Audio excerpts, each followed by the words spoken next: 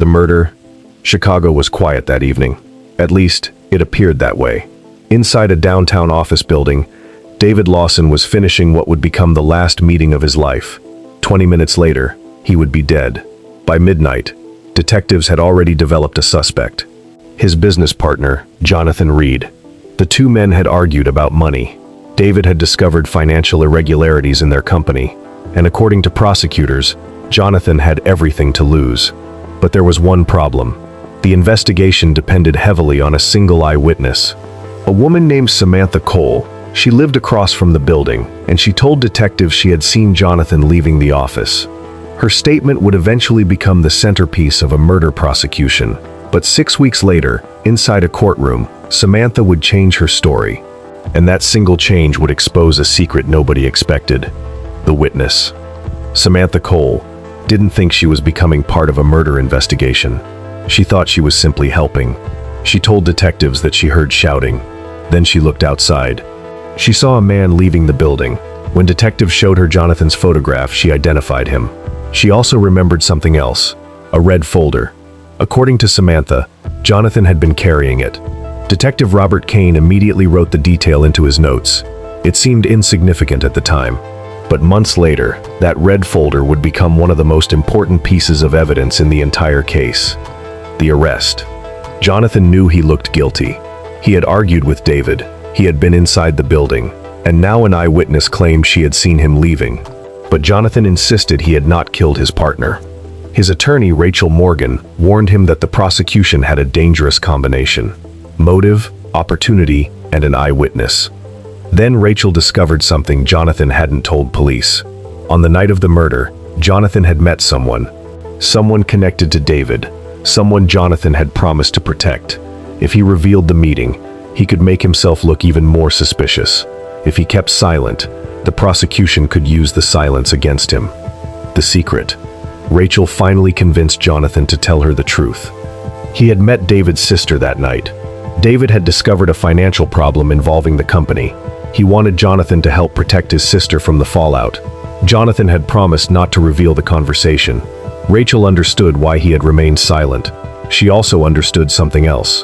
The promise could make Jonathan look guilty. Meanwhile, prosecutors were preparing their case, and Samantha Cole was preparing to testify. The trial. 6 weeks later, the courtroom was full. The prosecution presented its theory. Jonathan had a motive. Jonathan had been inside the building, and Samantha Cole had identified him. When Samantha entered the witness box, Jonathan looked directly at her. She looked back. For several seconds, neither spoke. Then the prosecutor asked the question everyone had been waiting for. "Do you see the man you saw leaving the building?" Samantha pointed toward Jonathan. "Yes." Rachel stood for cross-examination. She knew one thing already. Samantha's confidence was about to be tested. The change. The next morning, Samantha returned to court, but this time something was different. The prosecutor asked whether she still stood by her identification. Samantha looked down, then she said, "No." The courtroom erupted. Judge Hayes immediately demanded silence. The prosecutor asked Samantha whether Jonathan was the man she had seen. Samantha answered, "I don't know." Jonathan stared at her. Rachel didn't celebrate. She watched Samantha's face. Because Samantha didn't look confused, she looked frightened, and Rachel began wondering whether Samantha had changed her story voluntarily or because someone had finally allowed her to tell the truth. The investigation. Rachel went back to the beginning. She requested Samantha's original statement. Then she noticed something strange. Samantha's statement mentioned a red folder, but the folder had never been publicly disclosed. Rachel checked the crime scene photographs. The folder wasn't there. She checked the evidence inventory.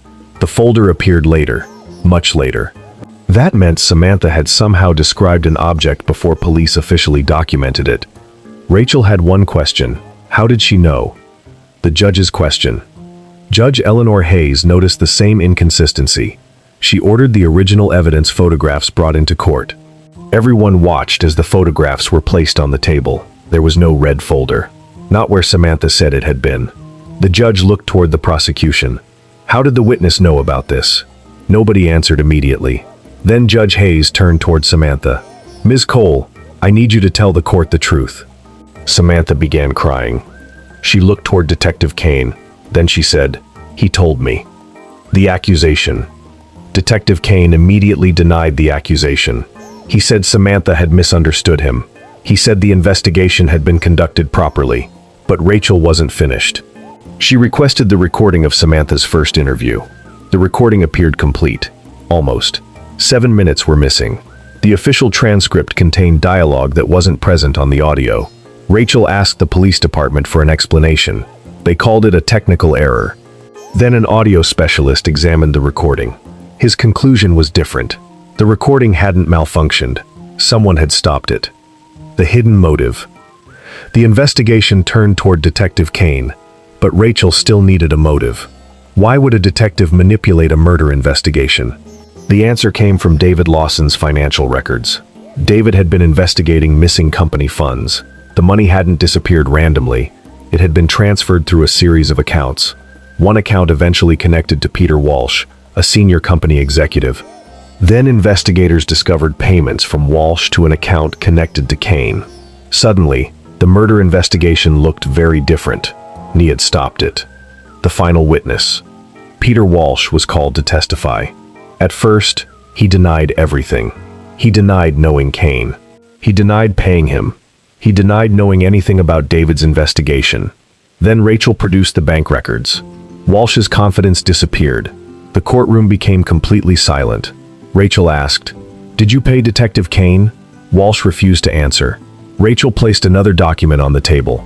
The transaction was unmistakable, and suddenly, the prosecution's original theory began collapsing from the inside.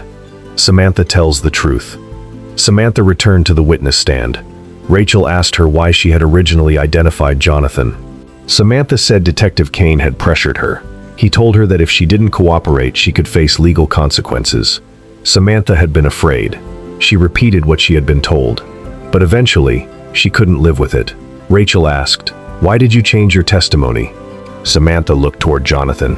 "Because I knew an innocent man could go to prison." Jonathan lowered his head. For the first time since the trial began, he looked hopeful. The judge's decision. Judge Hayes reviewed the evidence carefully.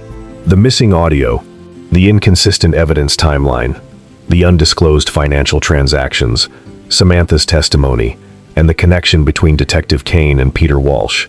The prosecution could no longer present the case as it had before. The jury had heard enough. They left the courtroom to deliberate. Hours passed. Jonathan sat quietly. His mother held his hand. Rachel looked toward the courtroom doors. Then they opened. The verdict. Everyone stood. The jury entered. The foreperson took her place. Jonathan looked toward Rachel. She gave him a small nod. The judge asked for the verdict. The foreperson unfolded the paper. On the charge of murder. She paused. Jonathan held his breath. "We find the defendant." Another pause. "Not guilty." Jonathan closed his eyes. His mother began crying. Rachel placed her hand on his shoulder. After weeks of uncertainty, Jonathan was finally going home. The truth. Samantha Cole changed her story. At first, that made her look guilty. But sometimes changing your story doesn't mean you're lying. Sometimes it means you're finally brave enough to tell the truth. Jonathan Reed walked into court accused of murder. He walked out with his freedom, but David Lawson never got his second chance. The investigation into the real circumstances surrounding his death continued. Detective Kane and Peter Walsh would eventually face their own legal consequences. And Samantha had to live with one painful truth. She had helped an investigation move in the wrong direction. But eventually, she helped correct it. Because justice isn't simply about reaching a verdict. It's about making sure the truth has a chance to be heard. And sometimes the person everyone thinks is lying is the person who finally tells the truth. Now I want your verdict. Samantha changed her story after identifying Jonathan. Would you have believed her? Or should a witness who changes their testimony automatically lose credibility? Tell me yes or no in the comments. And most importantly, tell us why. If this story kept you guessing, subscribe to Verdict Horizon for more cinematic courtroom mysteries, hidden evidence, unexpected witnesses, and stories where one discovery can change everything. Every story reveals the truth. I'll see you in the next case.